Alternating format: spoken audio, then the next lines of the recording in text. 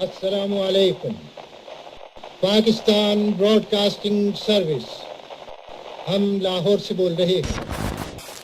13 اور 14 اگست سن 47 عیسوی کی درمیانی رات 12 بجے ہیں. طلوع صبح آزاد.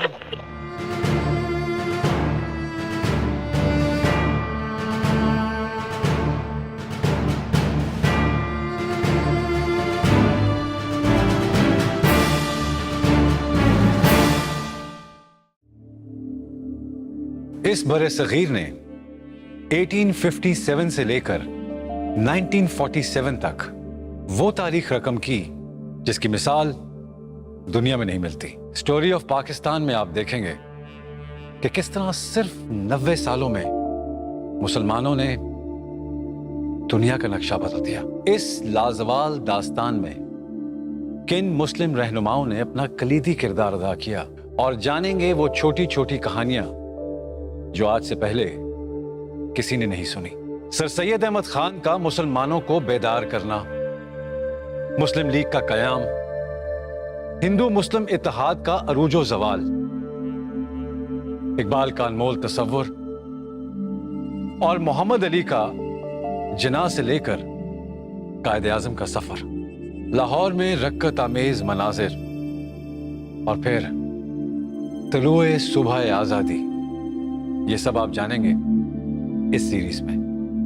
اس کے ساتھ ساتھ حصہ ہوگی ایک 7th اسپیشل ایپیسوڈ جو صرف کشمیر پہ ہوگی، اس لیے کہ جس طرح پاکستان کشمیر کے بغیر ادھورا ہے، اسی طرح سٹوری آف پاکستان کشمیر کے ذکر کے بغیر ادھوری ہے. سوال یہ ہے کہ پاکستان کی کہانی کب اور کہاں شروع ہوئی اور کون سے اہم کردار اس کہانی کا حصہ رہے. میرا ماننا ہے کہ پاکستان کی کہانی کا آغاز 1857 میں ہوا. اس کہانی کے اس دور کے 2 اہم کردار بہادر شاہ ظفر اور سر سید احمد خان تھے. But before moving forward, I'm going to tell you something very tragic, which is part of this story. The last Mughal emperor. When he was arrested by the East India Company, the next day ان کو ناشتے کی میز پہ لایا گیا، اور وہ شخص جو ایک رات پہلے ایمپرر تھا، جب اس کے سامنے ایک ٹرے رکھا گیا تو اسے دیکھ کر بہادر شاہ ظفر کی چیخ نکل گئی. ایسی اور بھی بہت سی چیخیں ہندوستان کی ہر گلی سے سنائی دی. ایسا کیا تھا اس ٹرے میں، اور کیوں کچھ سالوں بعد بر صغیر کے مسلمان جب بھی کھانا بناتے تو ایک مٹھی آٹا الگ کر دیتے؟ کہاں جاتا تھا وہ آٹا؟ یہ سب کچھ آپ جانیں گے اس قسط کے آخر میں.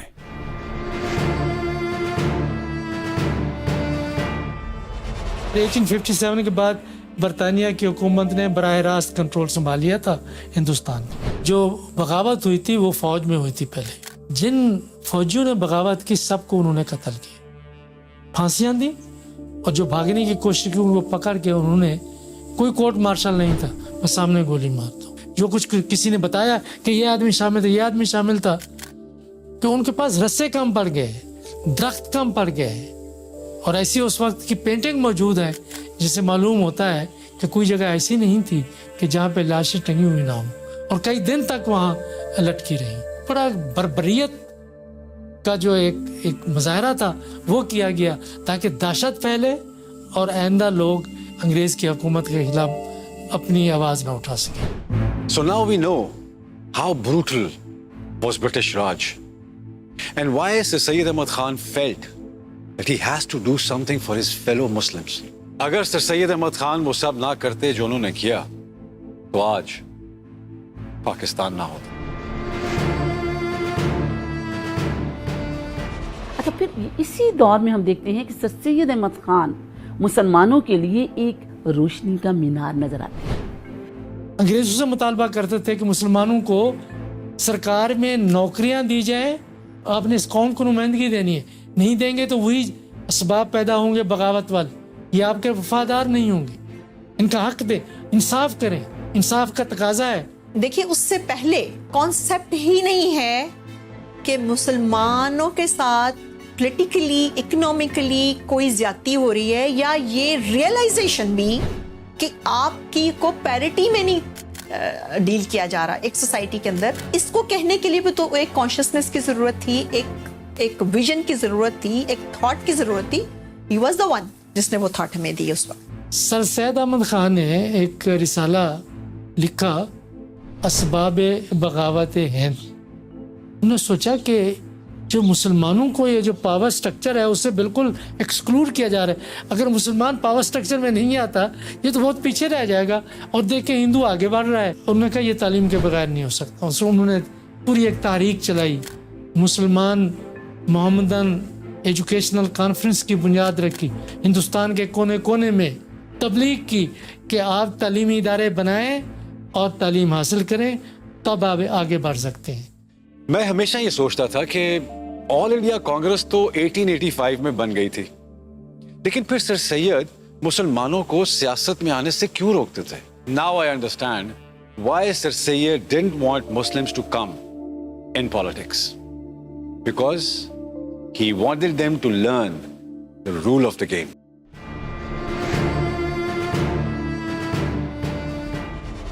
ایک انگریز تھا OH ہوم, اس نے کانگریس پارٹی کی بنیاد رکھی. جب اس نے کانگریس پارٹی کی بنیاد رکھی تو سر سید احمد خان نے کہا مسلمانوں کو نہیں اس پارٹی میں نہیں شامل ہونا.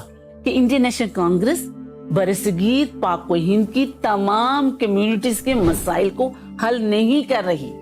اور یہیں سے سوال یہ ہوتا ہے کہ سر سید احمد خان نے مسلم قوم کو یہ کہا کہ سیاست میں حصہ لینے کی بجائے اپنی تمام تر توجہ جو ہے وہ آپ اپنی تعلیم کی طرف حاصل کریں. مسلم سائنٹیفک سوسائٹی کی بنیاد رکھی. تو مسلم سائنٹیفک سوسائٹی کا مقصد یہ تھا کہ جو مغرب میں سائنس پہ رسالے میگزین ریسرچ ہوتی ہے ان کو اردو میں ٹرانسلیٹ کر کے مسلمانوں میں عام کیا جائے. سو ٹیم تو بن گئی تھی 1906 میں, لیکن ابھی لمبا سفر باقی تھا. This was the whole movement جس میں بیسیکلی ان کا خیال یہ تھا کہ کس طرح سے آپ اپنی ایک آئیڈینٹی کو ری ایشور کریں, ایک آئیڈینٹی کو ریسٹور کریں اور اپنی جو سبجوگیشن ہے اس کو ختم کریں, اس چیزوں کو ریئلائز کریں and come out of your self isolation. Partition of Bengal was the deciding factor for Muslims to understand that Congress is not sincere with the Muslims of India.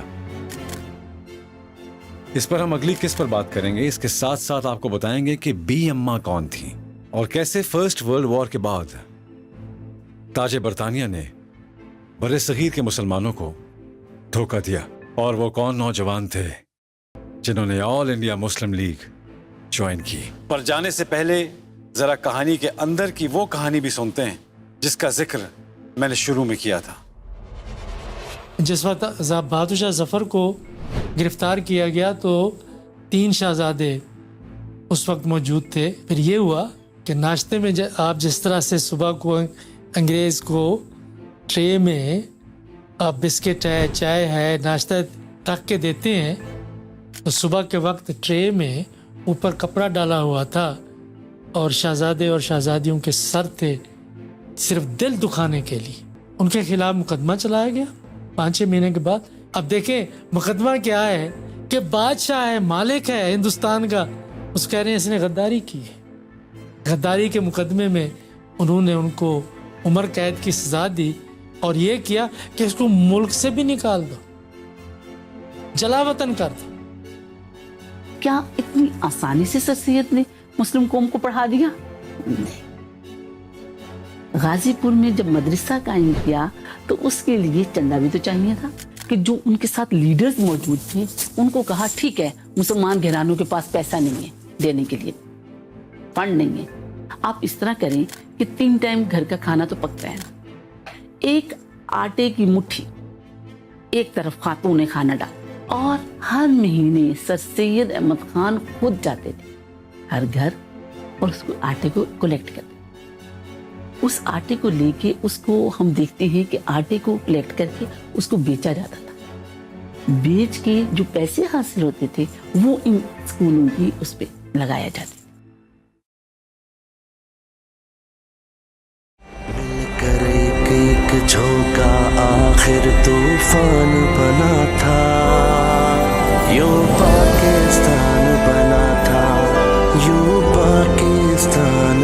जाना था।